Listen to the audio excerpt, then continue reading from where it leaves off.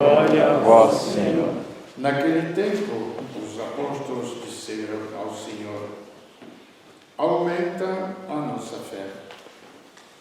O Senhor respondeu: se vós tivesseis fé, mesmo pequena, como um grão de mostarda, poderias dizer a esta amoreira: arranca-te daqui e planta-te no mar, e ela vos obedeceria. Se algum de vós tem um empregado que trabalha a terra ou cuida dos animais, por acaso vai dizer-lhe quando ele volta do campo: vem depressa para a mesa? Pelo contrário, não vai dizer ao empregado: prepara-me um jantar, cinge-te e serve-me, enquanto eu como e bebo. Depois disso, tu poderás comer e beber. Será que vai agradecer ao empregado porque fez o que ele havia mandado?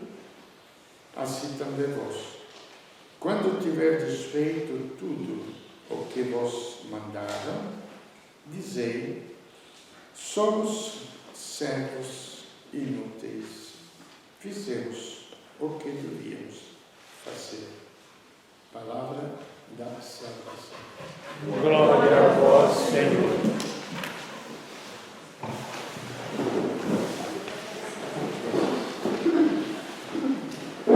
O tema, deixa, Luciana, deixa ele, por favor. Não se preocupe, senão vai atrapalhar mais. Deixa ele andar do jeito que ele quiser. E o tema é grande porque calha bem naquilo que seria o sentimento, ou o sentido, ou a inteligência, ou a compreensão. Use as palavras que quiser do fato de ser cristão. E nós devemos entender bem isto para a gente se dizer cristão.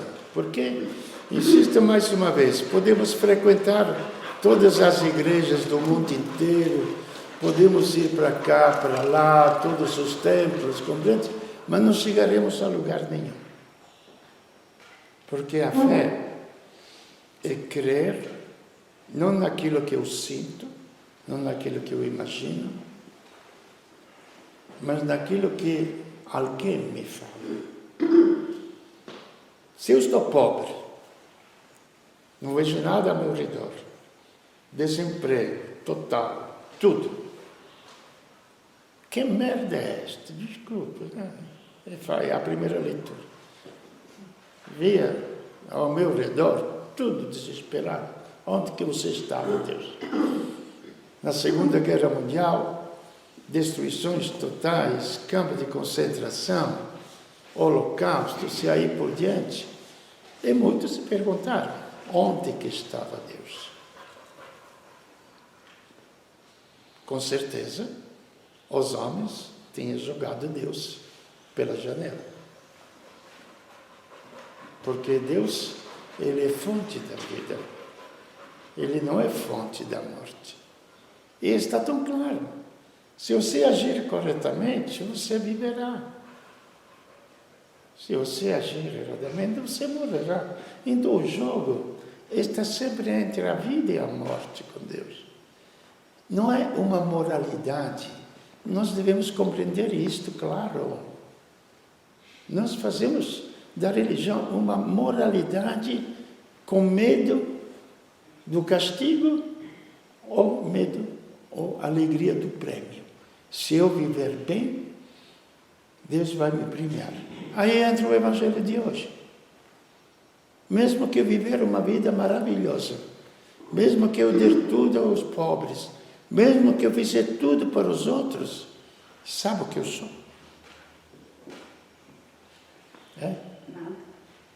Nada. Não é nada, é existir. Existir existe, não é que eu não sou nada. E quem que se coloca nesta situação? De servo. Aí podemos ver o que são estas propagandas, como é que o mundo é diferente. A mentalidade dos homens, a propaganda. Eu fiz isto, eu fiz aquilo outro.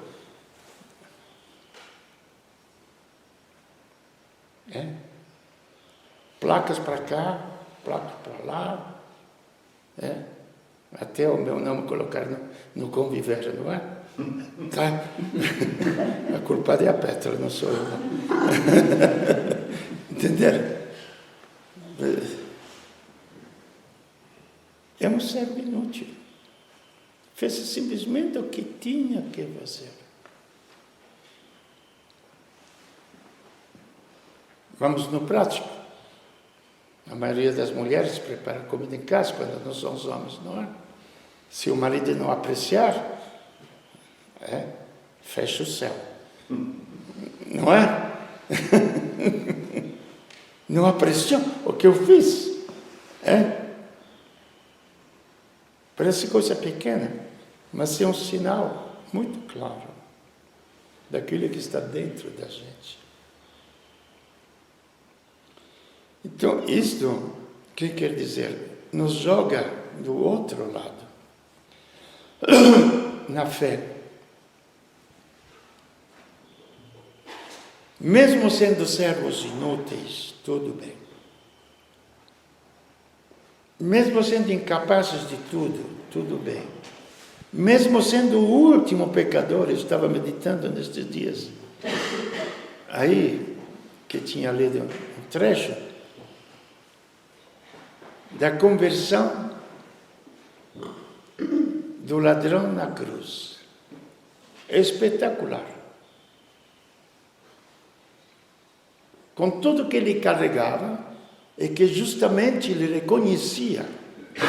Ele tinha matado também, condenado à cruz que matava. Então era um assassino.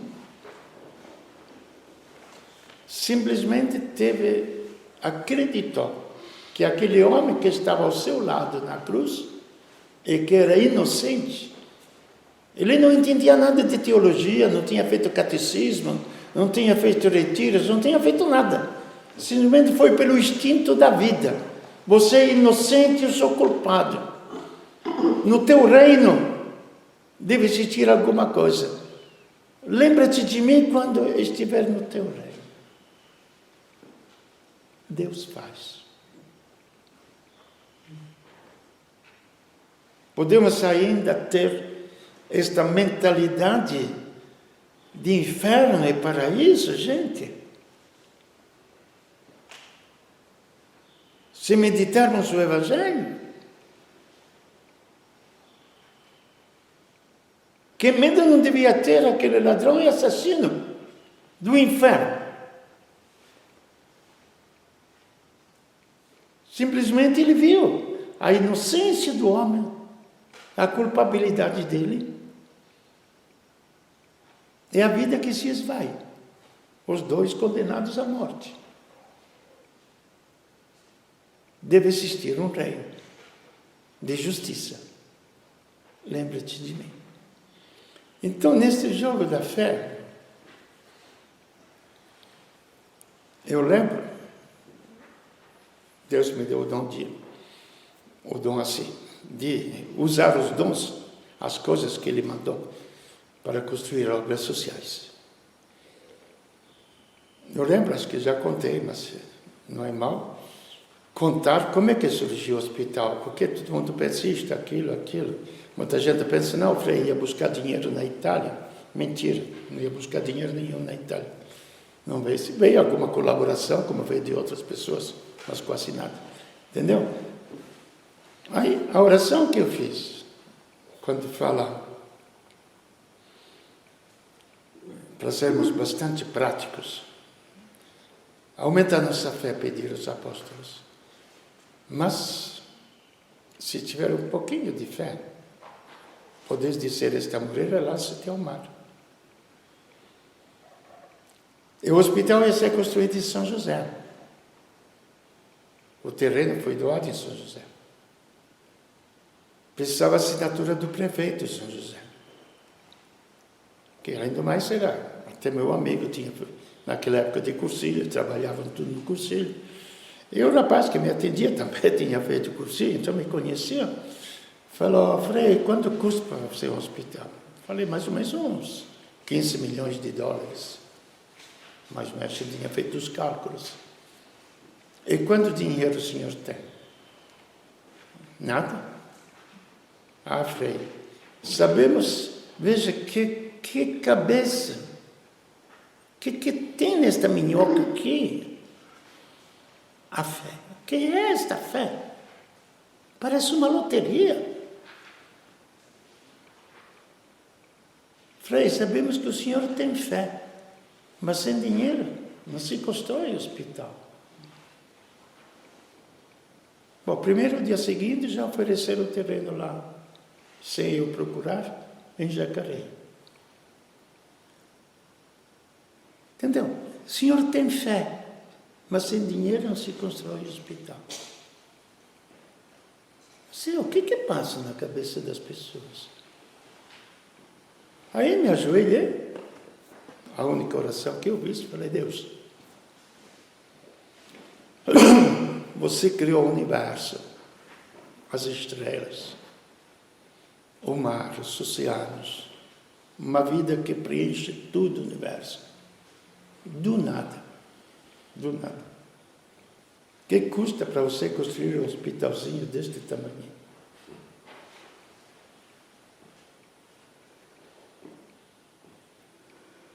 Entende, gente? A fé é uma coisa muito real, é muito prática. Mas tem que se basear num ser real, prático, que é o próprio Deus. Aí vem aquilo que a gente começou, este discurso que vamos repetir várias vezes, talvez até cansar. O Senhor da vida.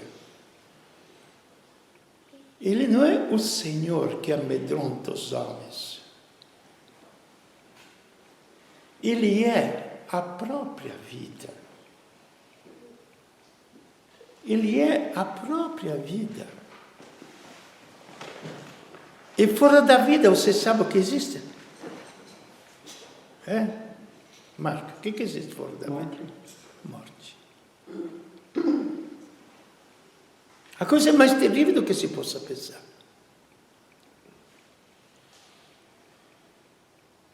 Aqui não é um jogo de moralidade, insisto mais uma vez. Aqui é um jogo de existir. Entre a vida e a morte, isto nós devemos entender.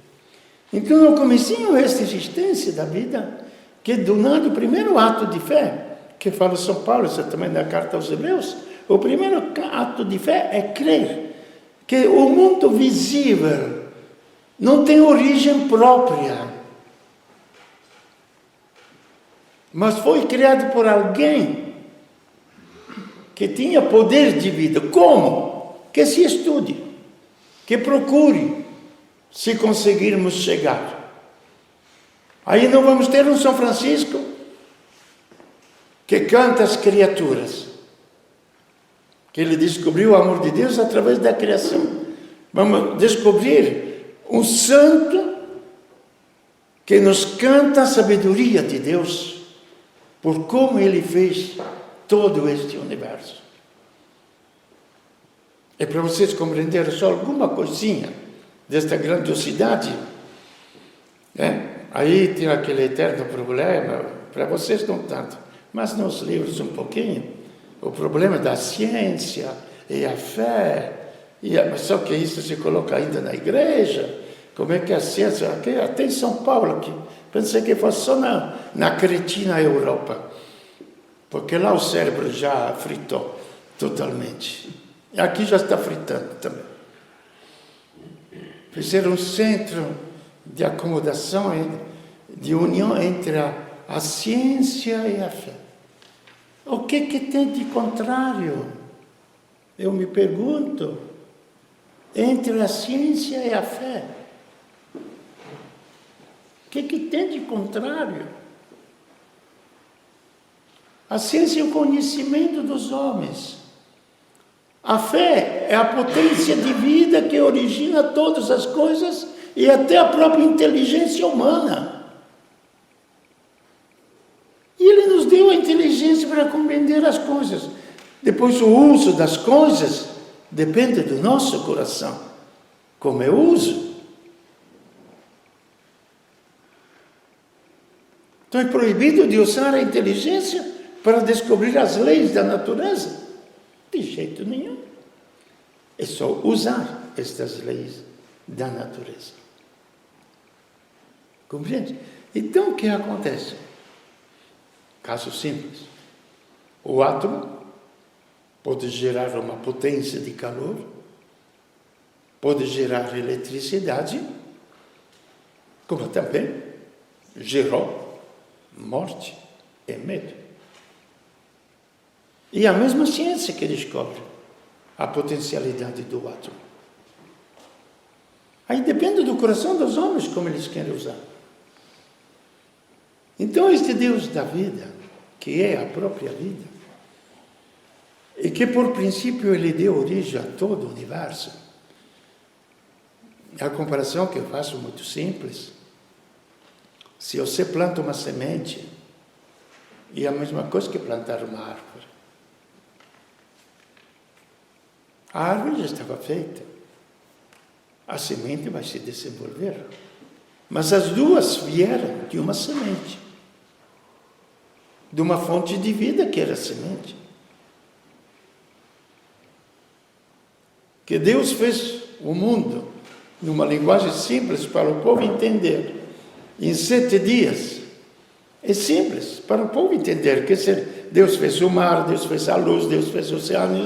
Quer dizer, o que Ele fez bilhões de anos atrás, injetou na natureza princípio de vida biológica para se desenvolver. Não muda absolutamente nada. Diante de Deus, 1000 anos é como o dia de ontem que já passou. O que é para Ele a eternidade? Absolutamente nada. Então, nesse sentido, Ele é a vida que gera.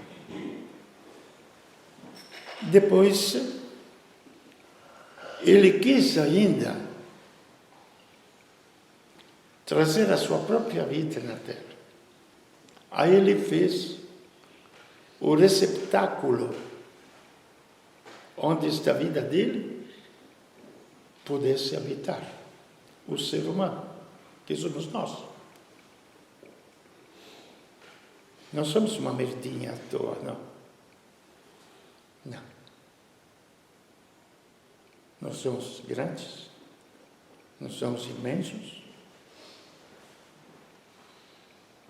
e nós somos eternos. Porque Deus nos escolheu, é o receptáculo. Só que nós damos valor ao receptáculo, não àquilo que está dentro, que é o próprio Deus. Como sempre, o era está tudo aí. E não é difícil entender. Porque às vezes parece, até você está me dizendo uma vez, parece que quando a gente fala aqui, é uma espiritualidade sem prática, não é? Você uma vez me perguntava, não é?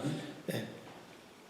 Mas o que é o corpo ágil, um atleta, faz isto, aquilo, tá? Schumacher. Ou pega o Bolt, bate a cabeça dele. Vamos ver. Nós não entendemos que a espiritualidade é vida.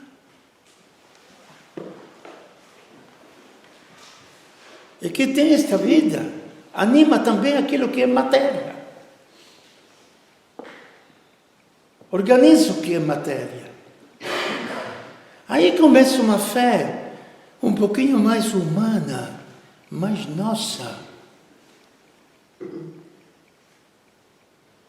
Que se Deus habita dentro de nós, se nós deixamos Ele desenvolver dentro de nós, Ele vai animar também a nossa existência.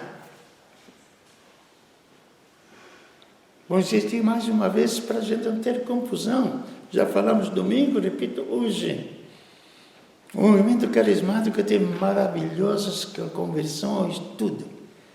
Mas atenção às besteiras, gente. Já nos primeiros cristãos teve muitas besteiras.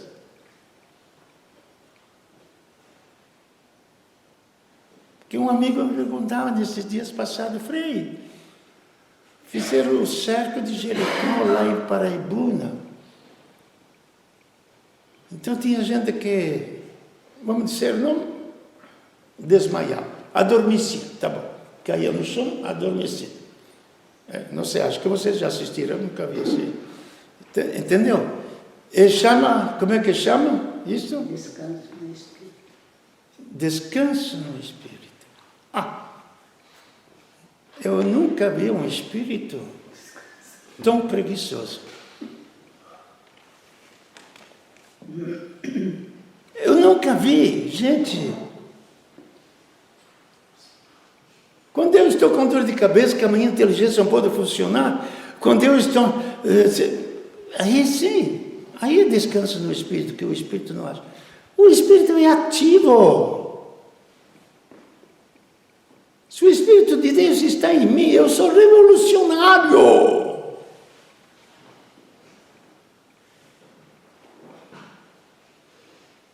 Ele anima todos os meus atos. Todo o meu ser. Purifica. Incendeia. Este é o Espírito. Se a inteligência que é espírito, falei para este amigo, a sua inteligência não é espírito, você vê ela? Não. Então, se a tua inteligência está ativa, foi cultivada, etc., você faz um monte de coisas. Ela é ativa, não descansa. Gente, não vamos confundir as coisas. Não vamos confundir as coisas. Então, o Espírito que anima a alma é infinitamente superior à inteligência que anima o cérebro. Aí a pessoa que deixa habitar dentro dele, o que acontece? Primeiro, encontrar paz. Porque não somos angustiados. Por que somos angustiados?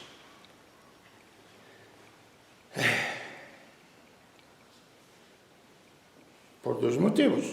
Ou porque ainda não encontramos o sentido da coisa. Parecemos tanta gente que tem os óculos aqui em testa, está procurando os óculos, outros que estão para cá, para lá, para lá, para lá. Assim muitas vezes se torna a nossa vida. Procura isto, aquilo, não sei o que quer, o que falta, o que me falta, o que não tem, etc, etc. Não é? Então, uma forma de angústia, não é muito terrível. Ou é o vazio que nós criamos. Mas isso já Deus tinha falado sobre o ser humano. Não foi Freud, não. Falando de psicologia. Ou profundidade da psique. Não, não. Deus conhece o interior do homem. E sabe o que ele falou? Aí nos dá a definição daquilo que é pecado. Porque geralmente para nós é pecado aquilo que é proibido, não é? Uma vez tinha uma propaganda atrás dos ônibus, eu estava em São Paulo. Tudo que é gostoso é proibido, não é? Entenderam? Então, e fazemos da religião, a minha religião não permite. Minha religião não permite fazer isto. E Deus nos dá a definição do pecado. Qual é o pecado? O meu povo cometeu só 2 pecados. Você sabia que tinha só 2 pecados? Você que estudou teologia. Sabia que só tinha só 2 pecados? Um, porque deixaram a mim fontes de água viva. A gente tem sede de vida e procura o sentido da vida em outras coisas. Pode ser o dinheiro, pode ser a vaidade, pode ser isto, pode ser aquilo, etc. Sede de vida todo mundo tem. Deixará-me fonte de água viva. Não somente, mas depois o segundo pecado. Criaram cisternas ocas que não retêm as águas. Então são todas as formas humanas que não conseguem satisfazer a nossa alma. Por quê? Porque o corpo se satisfaz com a comida do corpo. O prazer que dá prazer, nós chamamos de prazer. Mas o ser humano não busca o prazer. O ser humano busca a felicidade, não o prazer. Gente, mesmo que tudo fosse lícito, não proibido tudo, embriagar-se, fazer um monte de besteira, tudo lícito. Gente, isto nunca vai matar a nossa sede de felicidade. Mesmo que possamos viver uma eterna juventude, mesmo isso, gente, podes crer em mim. Deus me deu uma certa experiência. Se o mundo chegasse a isso, sem doenças físicas, sem morte biológica, parece para vocês um absurdo, mas o Evangelho é um absurdo pela inteligência humana. A humanidade cansaria tanto da vida que pediria um ao outro, não suicídio, porque a gente não teria poder sobre si para se matar. Mas pediria ao outro, mas o outro não pode matá-lo, porque ninguém tem poder sobre o ser humano através da morte. Parece loucura, gente, mas podes crer. Então, o problema é muito mais profundo, é mais simples. Como simples, você é o menorzinho aqui na história. Você quer ser feliz na vida? Como se chama você? João. Quer ser feliz na vida ou não? Quer? Quem entre nós é mais velho? Sou eu ou você? Quem entre nós? Entre nós, você é mais velho? Não, tem mais dois aqui que ajudam. Entendeu? Então nós também queremos ser felizes. E o que é isto? Querer ser feliz. Sabe o que é isso? Não. É fome de Deus. É fome de Deus. Por isso que as coisas materiais nunca vão nos fazer felizes. Porque as coisas materiais, ou psíquicas, ou afetivas, ou etc, etc, elas nem de longe podem atingir o vazio que se cria por a alma que nos chama. Eu sei, é melhor vocês nunca experimentar o que é o vazio absoluto da alma.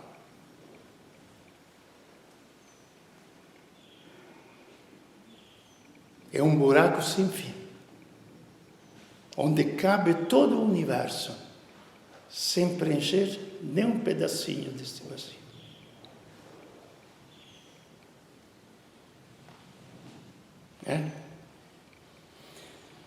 Por isso que nós podemos compreender o que é a vida humana e o que é o Deus, não da vida biológica, mas o Deus que é fonte da vida. E porque ele, quando procuraram fazer o rei, porque tinha dado comida, ele disse: Eu não vim para dar esta comida. Já a terra produz pão para comer. Eu vim para dar o pão da vida. E qual é este pão, então, que dura para a vida eterna? O meu corpo. Você sabe quantos ficaram ao lado dele? Quase ninguém. Quase ninguém. Até ele falou aos próprios apóstolos, é o único momento do Evangelho. Vocês também querem ir embora? Pode ir. Eu não vou mudar, porque a verdade não se muda. Aí veio um ato de fé de Pedro. Onde iremos, Senhor, se tu tens palavras de vida eterna? É procurar Deus pelo desejo. E esse é o Deus da vida. Por isso que a vida se fez carne e se comunicou. E na última oração de Jesus, qual foi? Pai, eu peço que lhe dê a vida eterna a todos aqueles que você me deu.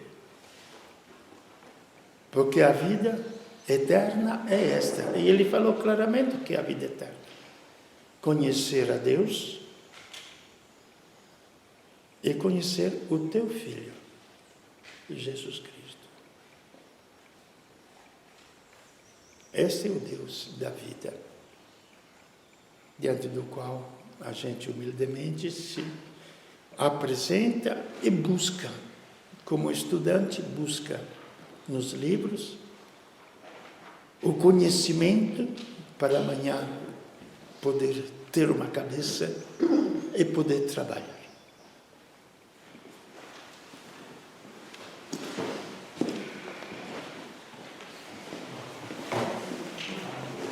Creio em Deus Pai.